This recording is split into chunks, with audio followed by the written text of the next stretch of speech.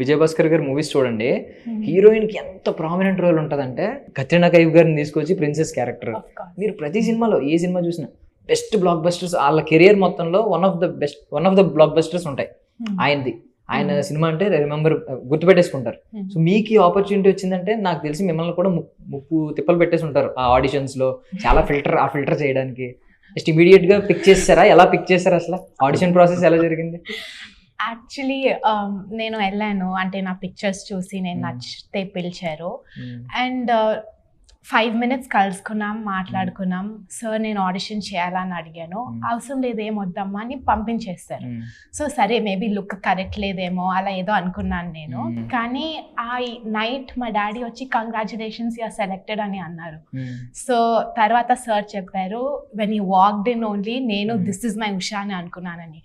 So ఈ ప్రాజెక్ట్కి నేను ఏం ఆడిషన్ ఏమి ఇవ్వలేదు.